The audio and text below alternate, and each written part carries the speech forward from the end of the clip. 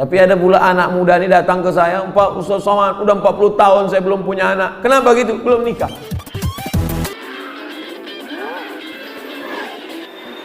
Ngisi acara di Mandala, minta doa agar dapat keturunan Pak Ustaz. La tuqra'u fi amrin asirin. Kalau surat ini dibacakan pada perkara yang sulit, sulit nikah, sulit anak, sulit rezeki, illa yassarahullah, maka Allah memudahkan. Baca surat Yasin. Begitu dalam tafsir Ibnu Katsir. Ibu, bapak yang menikah belum punya anak, baca surat Yasin. Yasin wal Qur'anil Hakim, innaka laminal mursalin. Selesai itu baru baca, ya Allah, berkat bacaan surat Yasin ini mudahkanlah. Tapi ada pula anak muda ini datang ke saya, Pak Ustaz Somad, udah 40 tahun saya belum punya anak. Kenapa gitu? Belum nikah. Nikahlah. Baca surat Yasin juga. Dulu waktu Ustaz pernah mengisi ceramah di Mandala, saya minta doa agar dapat keturunan. Ya, kita doakan. Alhamdulillah Pak Ustaz, setelah itu istri saya positif. Alhamdulillah. Kita yang takut positif itu kalau razia narkoba. Kalau positif hamil, kalau udah nikah, alhamdulillah. Belum nikah, na'udzubillah.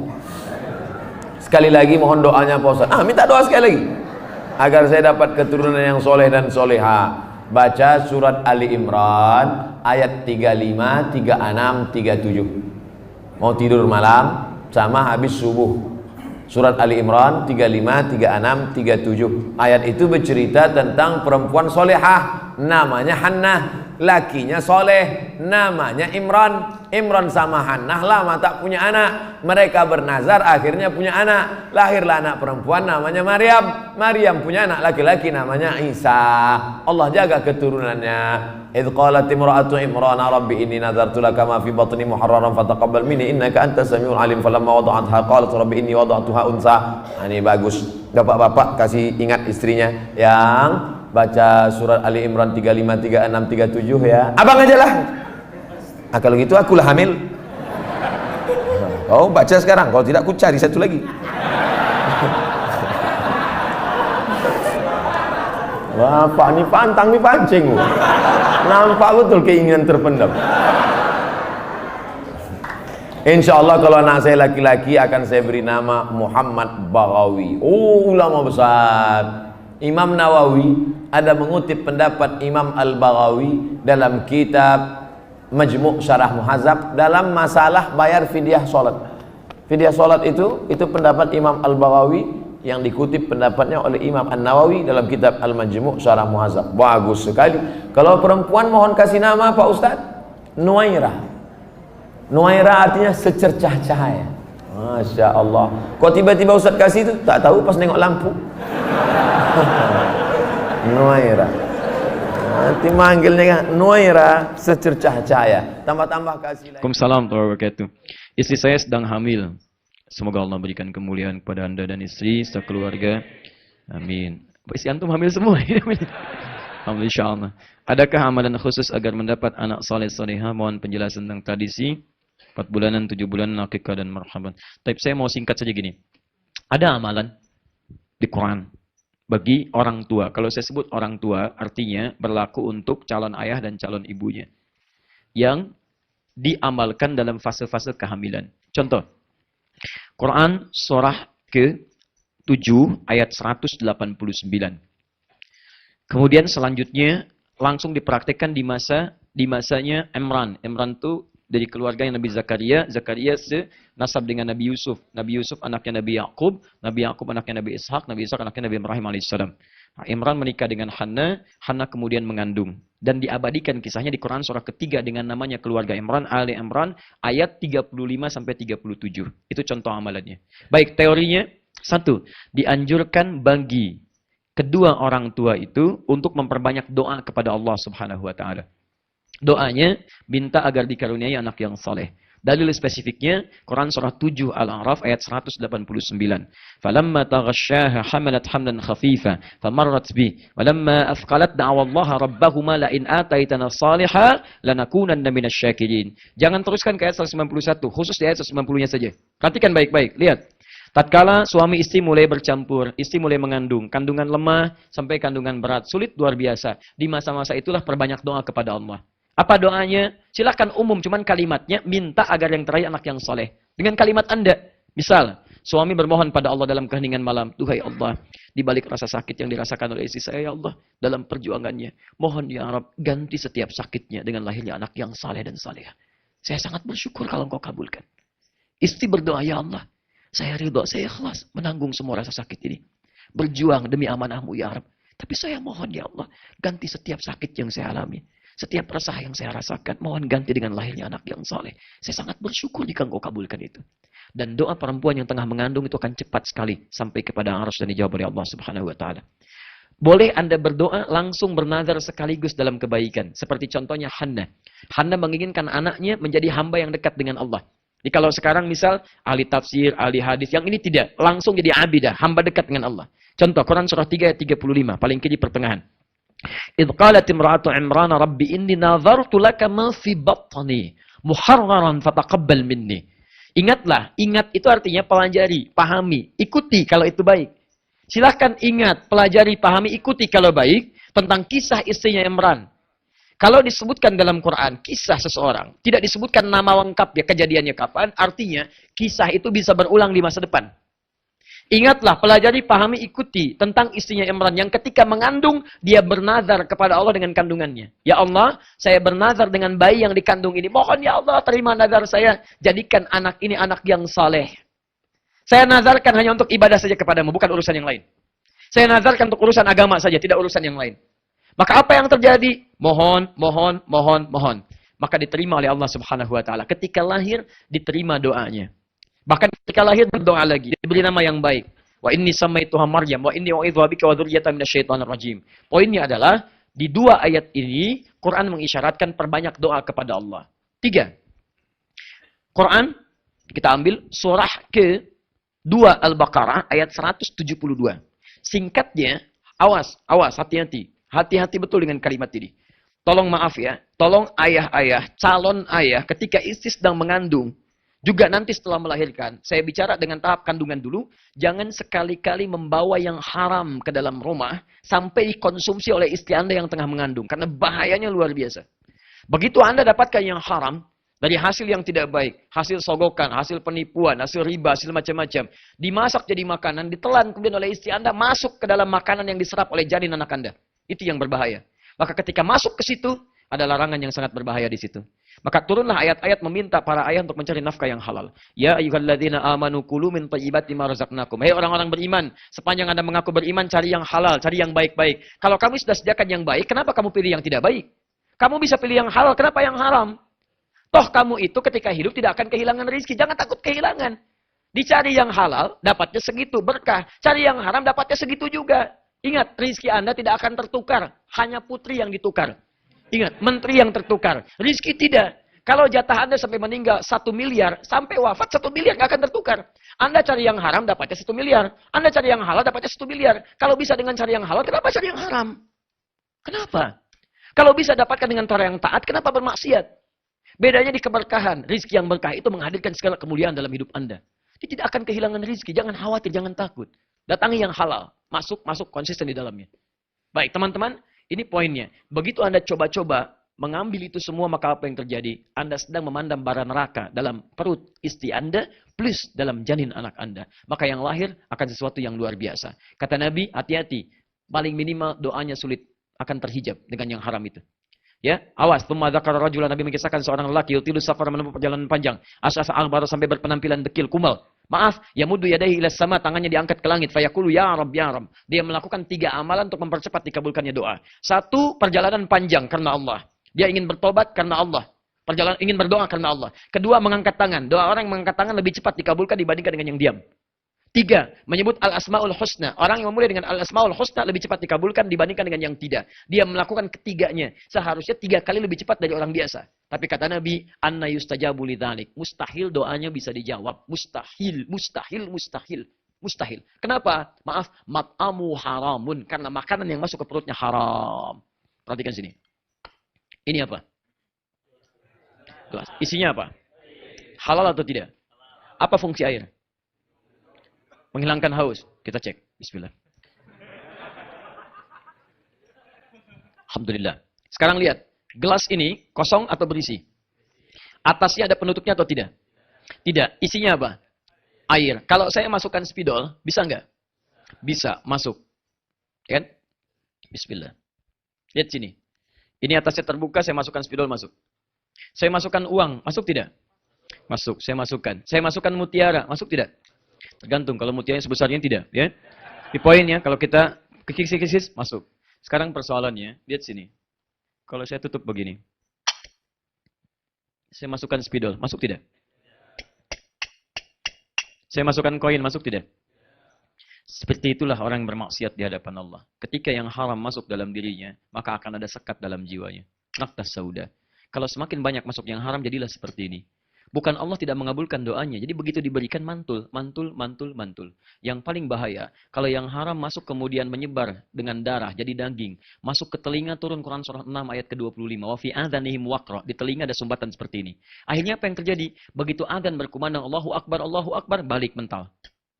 Gak bisa. Karena maksiat menutup pintu telinganya. Bahaya. As-salatu khairum minan naum. Berubah. An-naumu khairum minas salat. Tidur. Tidur. Padahal rumah dia samping masjid. Speaker ke sini ke rumah dia. Gak bisa. Gak bisa. Tapi yang haram, karena haram ketemu haram, nyambung. Konser musik, ada maksiatnya, ada jogetnya. Wah, 10 juta dibeli tiketnya habis. Samping rumah, majlis taklim. Gratis. Ustaznya datang sendiri, nulis sendiri, ngapus sendiri, direkam. Ada sarapan paginya, gak datang. Susah. Samping rumah, susah. Kenapa? Karena perangkat hidupnya itu nyambung dengan yang sejenis frekuensinya sama. Maksiat ketemu maksiat, taat ketemu taat. Karena itu kalau Anda jadi orang baik, Anda nggak akan nyambung pada maksiat. Nggak akan nyambung. Kata-kata Anda pasti baik. Ke tempat yang tidak baik nggak akan melangkah. Tapi kalau Anda jadi orang yang tidak baik, mudah mengeluarkan yang tidak baik. Kalau Anda mudah mengeluarkan yang tidak baik, cek apakah ada maksiat atau yang haram dalam diri Anda. Di setiap ayah membawa yang haram masuk ke janin istri, ke perut ibunya, istrinya, ke janin dikonsumsi itu yang paling bahaya. 4, terakhir. Ini tolong maksimalkan amalan keempat ini khususnya saat usia kandungan 4 bulan. Karena usia kandungan 4 bulan itulah roh mulai ditiupkan. Di sebelum 4 bulan roh belum ada. Saat 4 bulan roh ditiupkan. Apa dalilnya? Hadis Al-Arba'in aja paling cepat. Al-Arba'in karang Imam An-Nawawi nomor hadis yang keempat. Riwayat Abdullah bin Mas'ud radhiyallahu taala anhu. Paling kanan paling kiri sebelah atas. Ya ada kitab Al-Wafi halaman 59 buka itu dengan syarahnya. Baik, singkatnya lihat inna ahadakum yujma'u fi batni ummihi arba'ina yawman nutfah. Setiap kalian dihimpun di perut ibundanya 40 hari pertama berbentuk nutfah. Pancaran spermatozoa dengan ovum. Sperma nyatu dengan ovum nyatu jadi satu, baru berproses. Tsumma yakunu mithla dzalika 'alaqah. 40 hari kedua jadi 'alaqah, nempel di zigot di dinding rahim. Tsumma yakunu mithla dzalika mudghah. 40 hari ketiga usia 4 bulan, 120 hari berbentuk mudghah, keratan daging yang mulai berbentuk. Tsumma yursalu ilaihil malak, diutus seorang malaikat, fayanfukhu fihi ruh, ditiupkan ruh. Di usia 4 bulan roh mulai ditiupkan. Seorang yang tengah mengandung dalam usia 4 bulan, hati-hati. Ingat, seorang yang telah mengandung artinya perempuan dengan rahimnya, bukan laki-laki yang sewa rahim. Hati-hati. Dia mengandung dalam usia 4 bulan, maka roh ditiupkan, ada roh di dalam kandungannya. Sudah masuk. Nah, kalau roh sudah masuk ini, maka sepakat para ulama, kedua orang tua ini mesti memperbanyak amal soleh. Karena setiap kegiatan yang soleh yang dikerjakan oleh ayah, khususnya ibunya, itu akan berdampak langsung kepada janinnya. Dan hebatnya, itu sudah diteliti oleh para dokter, termasuk dokter-dokter dari kalangan non-muslim. Saya coba konfirmasikan ini ketika mengandung istri saya. Ya, ketika mengandung istri saya anak yang pertama. Datang kami ke dokter kandungan muslimah. Ketika datang, langsung mengatakan, ya Pak, ini sudah ada penelitian Pak, dari dokter-dokter se-Asia Muslim.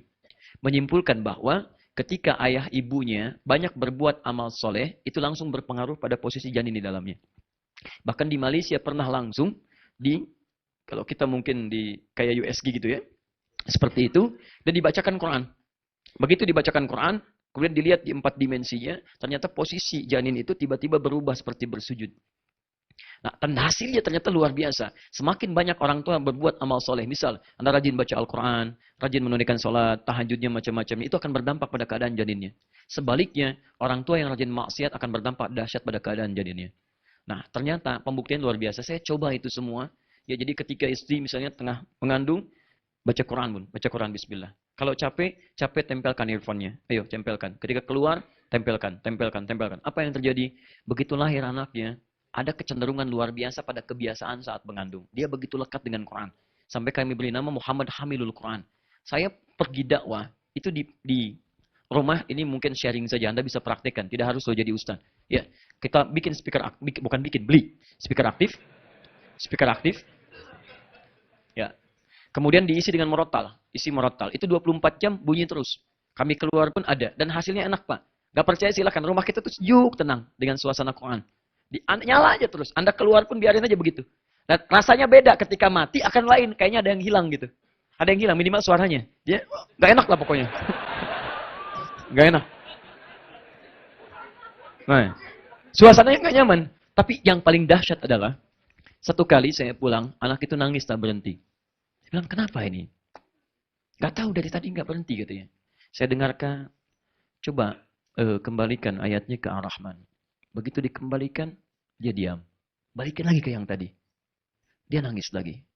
Begitu terdiam, saya menangis seketika. Ternyata ayat yang didengar tadi sedang berbicara tentang surah-surah kiamat. Dia sering mendengar. Surah-surah itu menggerakkan jiwanya untuk mengeluarkan air matanya. Begitu dikembalikan ke surah-surah yang sejuk, dia diam lagi.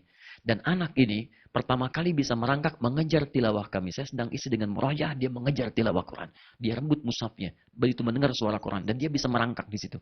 Dia bisa berdiri ketika mendengar suara Quran dalam sholat. Dia bawa sapu, loncat-loncat begini. Bukan loncat jalan-jalan. Ya, misalnya. Kemudian berdiri. Tahu-tahu di samping kami sudah berdiri. Dan dia bisa berdiri dengan mengejar Qurannya. Tapi hati-hati yang penting, ketika sudah dekat dengan Quran, nah jangan Anda hadirkan lawannya. Salah satu lawannya itu musik-musik, apalagi yang tadi yang ada maksiat-maksiatnya, dia akan lupa lagi di situ. Ya, bukan berarti haram dalam konteks itu ya bukan, tapi akan mengganggu frekuensinya di situ.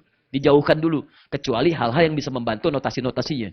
Nah, saya kembalikan lagi teman-teman sekalian kepada yang tadi, ayo kerjakan. Sebaliknya, saya langsung menangani kasus ini nyata. Saya sendiri yang tangani pada saat itu. Maaf. Ada seorang ibu, solihah luar biasa. Suaminya juga saleh. Datang bawa anaknya, belajar di kelas kami.